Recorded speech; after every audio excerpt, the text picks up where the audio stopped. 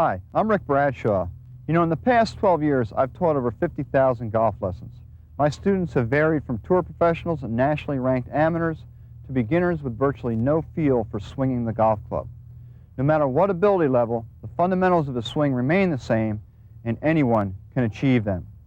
One of the most innovative and successful training aids I use in my teaching is the refiner. There are three basic learning styles for individuals. You learn visually or through sight, kinesthetically or by feel, and auditorily through hearing. Refiner incorporates the visual learning style better than any other training aid. The special hinge in the shaft of the club will break when swing flaws occur, triggering a visual understanding of where the flaw occurred and a sense of how to correct it.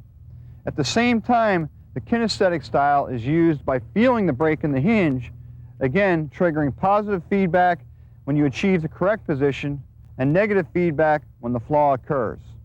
All this happens very quickly, and you can train yourself to both feel and understand the correct golf swing easily, naturally, in the comfort of your home or at the practice range.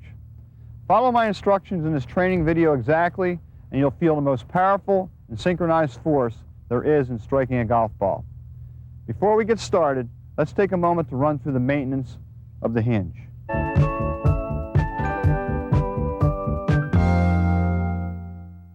The refiner is a well-designed and quality engineered hinge, manufactured to close tolerances on computer-controlled machines. It is vitally important that it is cleaned carefully after use and is lightly lubricated both before and after practice.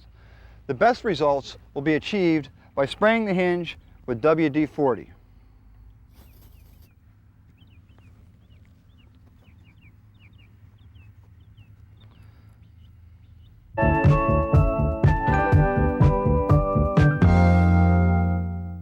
The adjusting screws located either side of the female portion of the hinge allow the sensitivity of the spring to be adjusted from fully locked to fully open.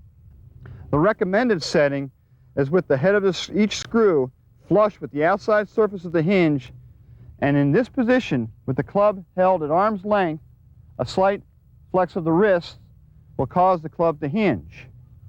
The golfer who initially feels some frustration may wish to tighten the spring a little and then gradually easing the tension as he develops the correct feel and tempo.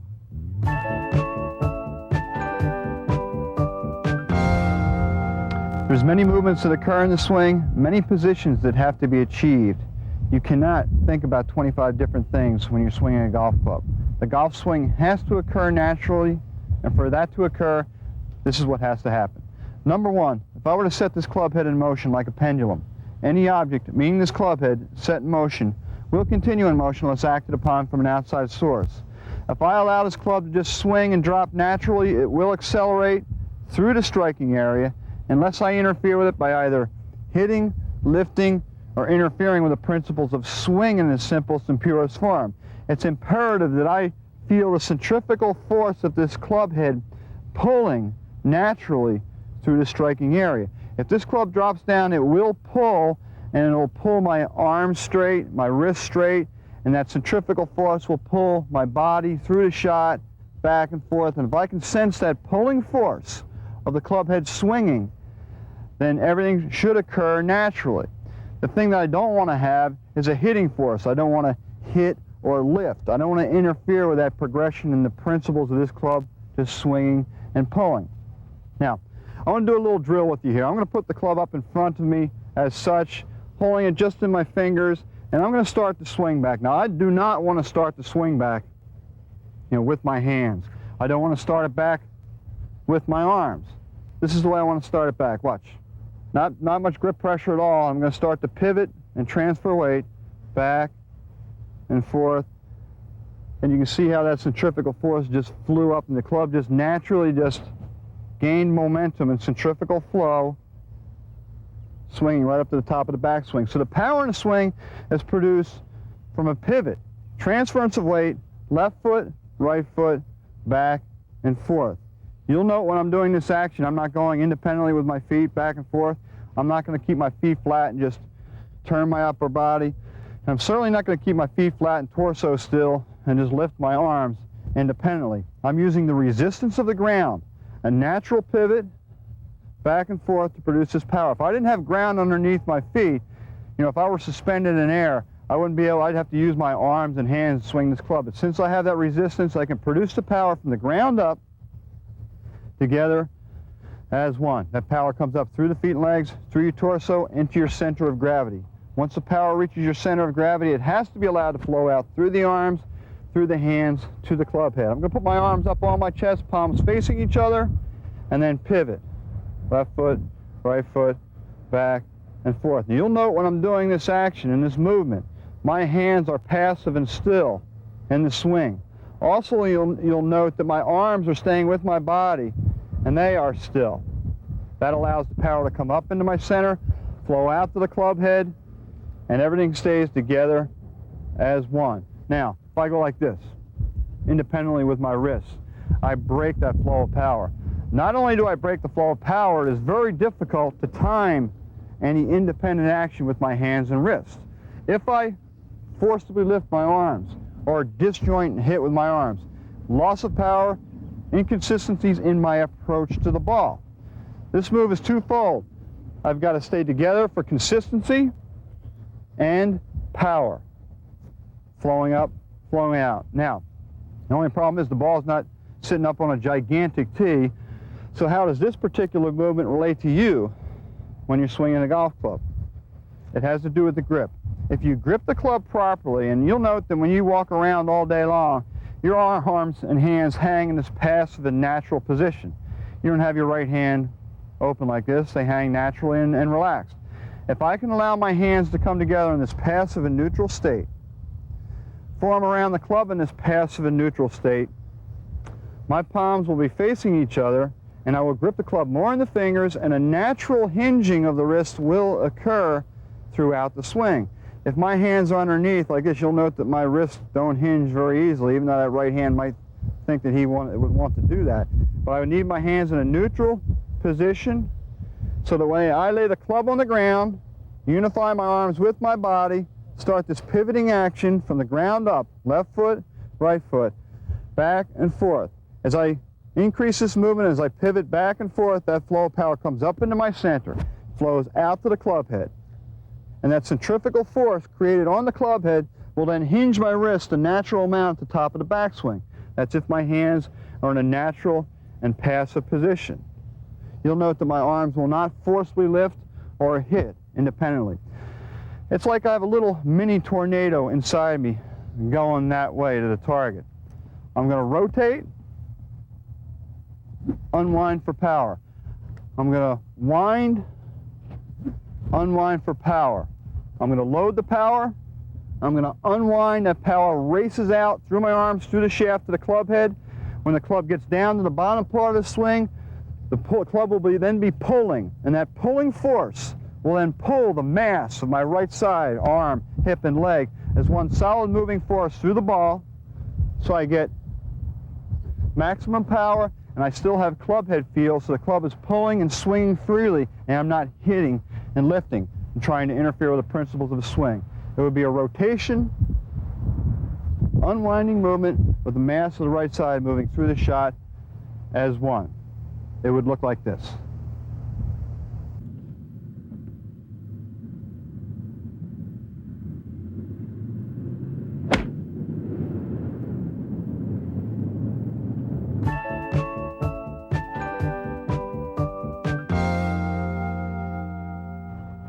Before we get into our training drills, let's really examine the grip and find out how the refiner will really enhance the feel in the swing and help your hands achieve the proper grip position. Now, it's imperative to have your hands passive and soft in the swing.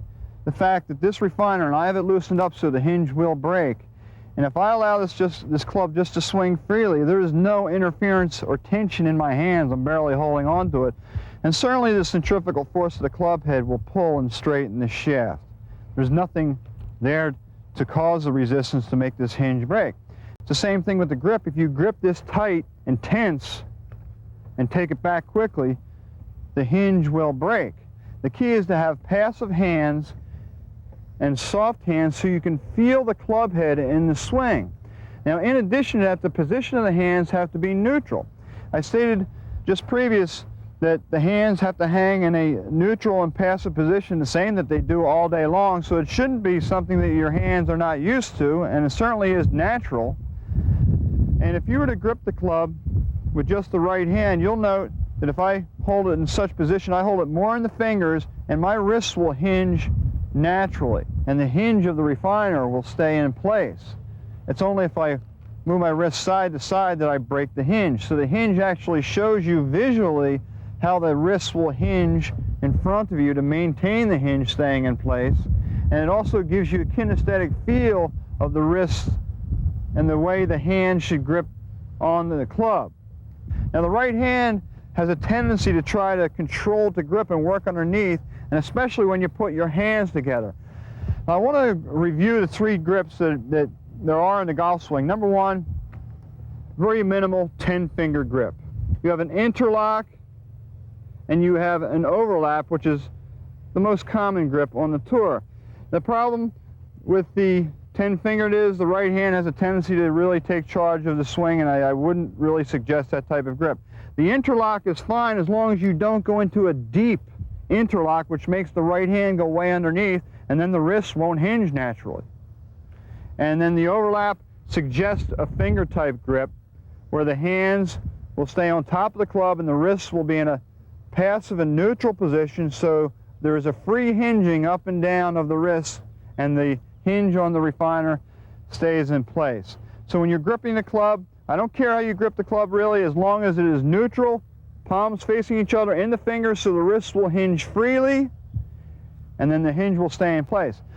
I've found, working with the refiner and with my students, that by just swinging the refiner, when they start this swinging action back and forth, and knowing that the hinge will break, that the hands set naturally underneath the club and the hinge stays in position. If they get too creative with the hands in the wrong position, it breaks, and instantaneously, even with the beginner golfers who don't have much feel for the proper hinge especially, this is where the refiner helps the hand set underneath the club, and it's a great drill in teaching your hands sensitivity, feel for the club head, and naturally getting the club more in the fingers and not climbing into the palm into a tight position. So I'd encourage you to try to work on this grip and do this drill, getting the wrists underneath and the fingers underneath the club so the wrists hinge and the hinge of the refiner stays in place.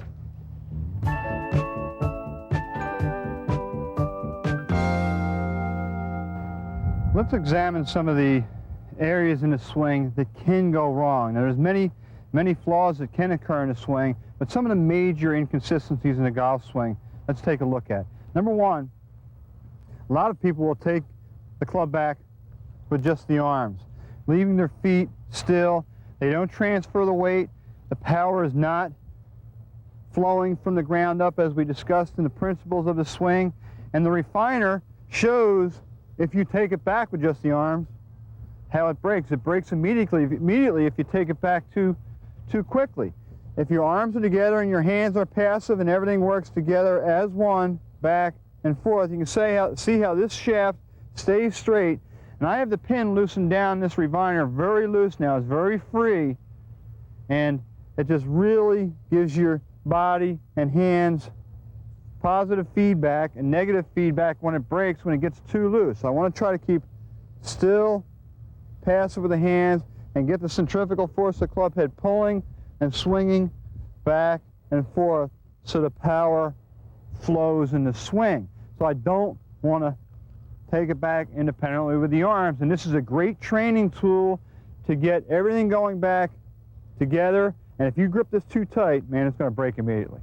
It's just going to break down immediately. So you've got to have passive hands, and kinesthetically, this will teach your hands to stay soft and feel the weight of the club head in the swing. Now, another flaw and inconsistency that occurs in the swing. When you come up top, you want to produce power with the arms hitting down. Again, when we do that, certainly this hinge is going to break with that forced hitting motion from the top of the swing. In the swing motion, we don't want to have the power coming from up on this right shoulder and side. We want it flowing up from the ground, out from our center to the club head. We want to have a pulling force not a hitting force. So to get this feel, we're going to just really try to get the body rotating and unwinding so the club is pulling and we are not hitting. So when we swing over the top with the arms, that's a major inconsistency in the swing. If we hit down with the shoulder past the body, notice how I haven't transferred my weight because my arms and shoulders are too busy hitting, and there's no reason for the weight to go. It's going to stay flat-footed through impact. Sure, the momentum might carry you through after you strike the ball, but because the hitting force of the arms going by your legs, there is no transference of weight. If we rotate and unwind the body, everything is pulled through and everything goes through naturally. Now, if we lift way back over here, you can see where I go into a reverse pivot, this club's going to hinge and break, and it's going to be major sloppy, and I see that happening a lot with my students. So when we take the club back and just lift up at the top, again, it's a broken movement. The hinge is breaking, and we end up coming over the top and hitting and actually falling back on the right side. Again, this hinge is breaking. If we can feel the pulling force, the centrifugal force of this club head working and pulling, that force pulling, notice how my body rotates. I'm not hitting. There is tempo and timing in my swing. My hands are passive, and the momentum is pulling my weight off my right side. My body and feet are pivoting naturally, and there is no forced or lifting or hitting type motion in the swing. Now we're going to go into some drills to really train your body to learn how to feel this pulling force.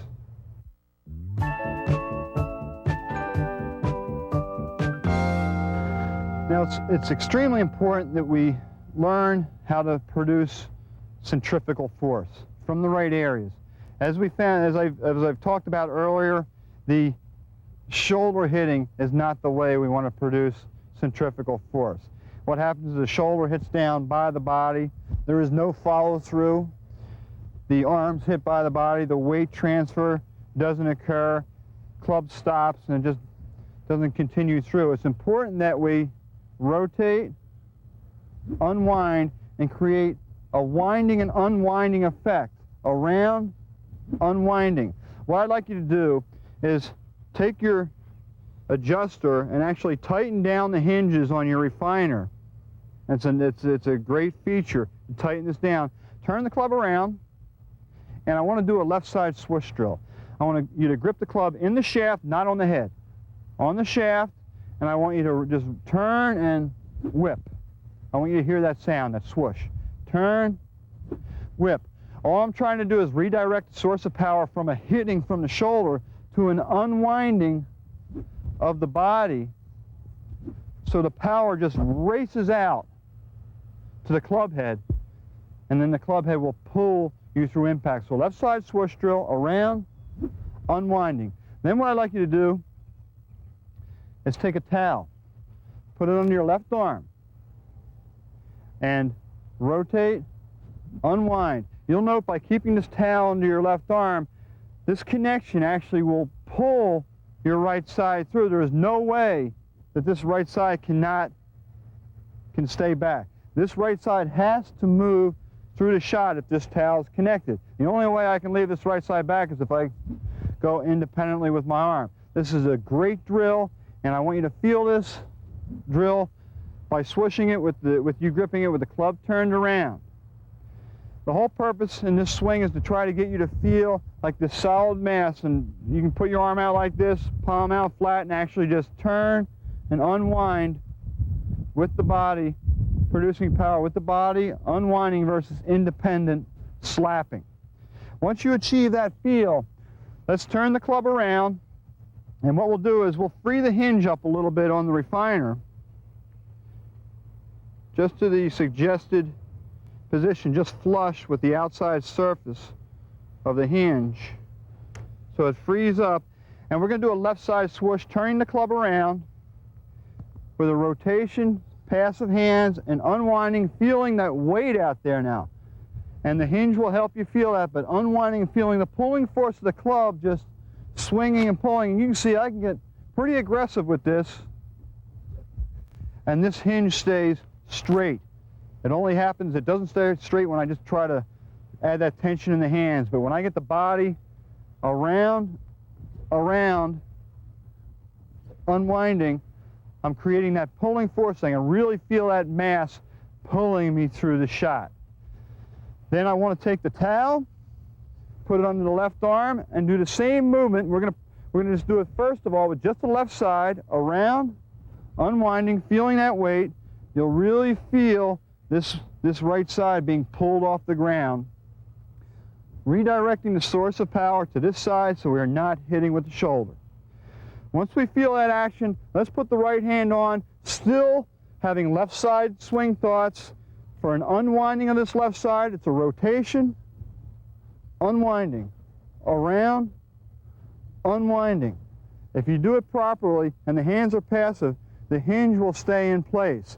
If you don't, the hinge breaks. If you certainly hit, it breaks. So we're going to try to keep this left side creating a pulling force. You can see how I'm starting it back slow, so I'm not breaking the hinge.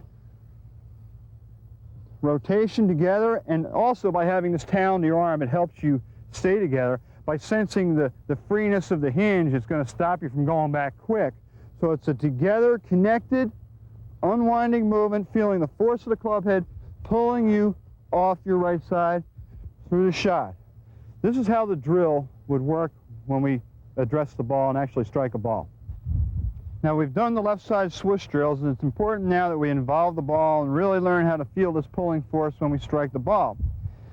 You should have a good sense of feeling this left side just rotating and unwinding, and I've loosened this hinge down to fully open where there is no resistance, so I have to have the utmost in centrifugal force to keep this hinge from staying straight. It is really free and loose. You can see how I'm just wiggling it back and forth. So I've got to feel this pulling force, and we're going to do some drills to help you feel this force. And when we go into our drills, we'll probably just tighten it down just a little bit as we work and pull everything together. Now, the first drill I want to do, we're going to do this left side towel drill, and I call it a no-hit drill. I mean, you know that I don't want you to hit with the arms and shoulders. I want you to feel the centrifugal force. So what we're going to do is we're going to get this club head in motion. We're going to start it up here, get it moving back so the club is pulling above the ball, keeping the left side connected with the towel, rotating, unwinding, feeling the pulling force of the club head pull against your center of gravity, left side connected, over the shot or over the ball. And then we're going to just involve this ball, and we're going to do a couple swings, then we're just going to have you drop down through the ball. And I hit that very, very cleanly, and I did not add any extra effort when I went into the ball. It's important that I can make the same movement when I'm swinging the golf club in a practice swing around, feeling that force pulling, and when I strike the ball, I should have the same movement. I shouldn't be adding anything to hit at the ball. That drill is extremely effective, and I want you to work on that, and I think you should do it at least 10 times, trying to sense the feeling of the club head pulling and actually having the same speed and non-hitting effort and allowing the club to flow through the ball. Try that with your refiner, and then I think you should go back to your club or tighten this down, and then try the same process where you're not trying to hit at the ball and feeling this club head just pull, pull, and have the same movement through the shot when you strike it. Okay, now we've done the left side swing thoughts, we've worked on the left side, redirecting the source of power so we're not hitting with the shoulders, coming out across the ball, and that's what happens when we hit with this right side. The club actually comes out and across your target line. You can see the club break as that occurs.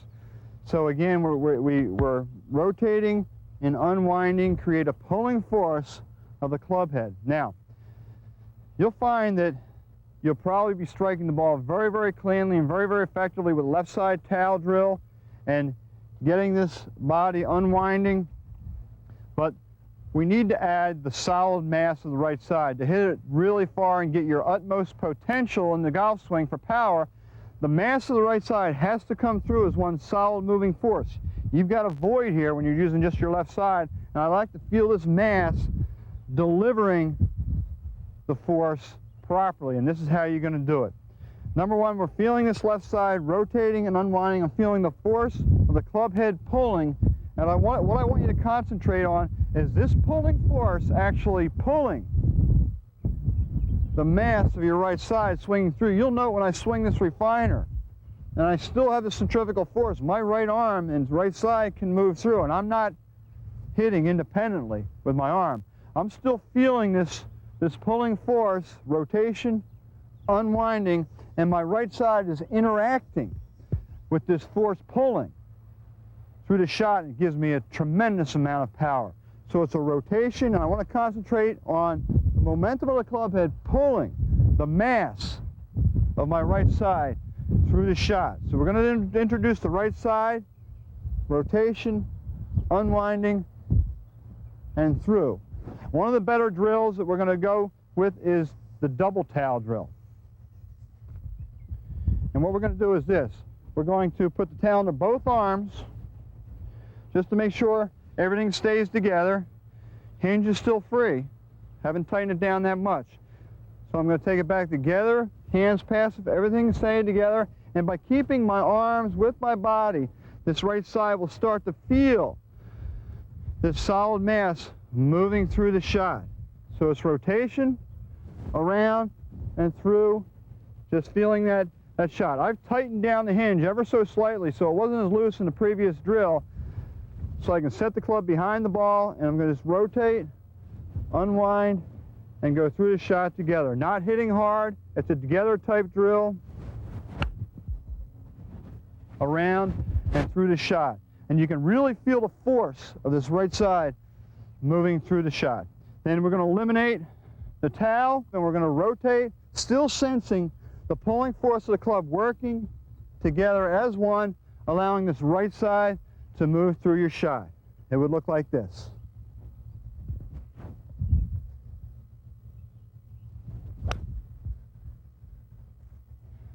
Really struck well, and everything came through together.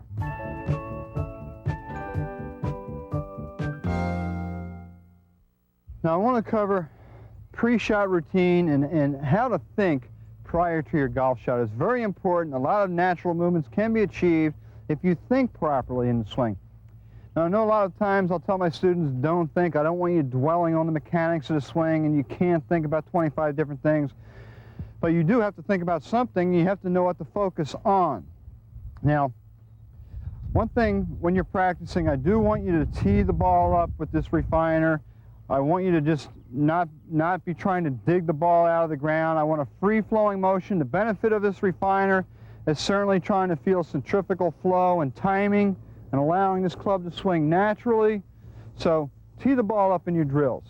Now when I take a pre-shot routine, I see my shot. I actually see the pin, and I draw an imaginary line instinctively down through the ball. I address the ball accordingly, and I just do a pre-shot routine and an actual swing rehearsal, allowing my body to feel the pulling force of the club head, so I'm not hitting at the ball. I want my body to develop that kinesthetic sense or muscle memory. So I do a pre-shot swing rehearsal to establish my path and also my pace in the swing. I can actually sense this speed in the swing and then actually try to copy it. And I think this is a good drill for you on the range, that you sit up to the ball, do a practice swing at a slow and easy speed, and see if you can actually copy that speed exactly in your practice swing. When you don't have the ball there, it's very easy to swing natural. But when you get that ball down there, there's always that wantingness to hit. So in developing your pre-shot routine and pace in the swing and eliminating that wantingness to hit, do a rehearsal, setting your pace, and I'm going to try to copy the same pace in my shot. Struck it perfectly. It was pretty much the same speed. I was focusing on that thought. I had already imagined my path through the striking area, and everything came through naturally.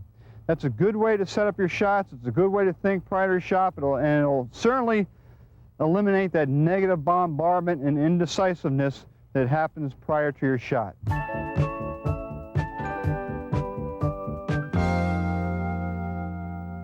can certainly see from this training video what a fantastic teaching aid this refiner golf club is.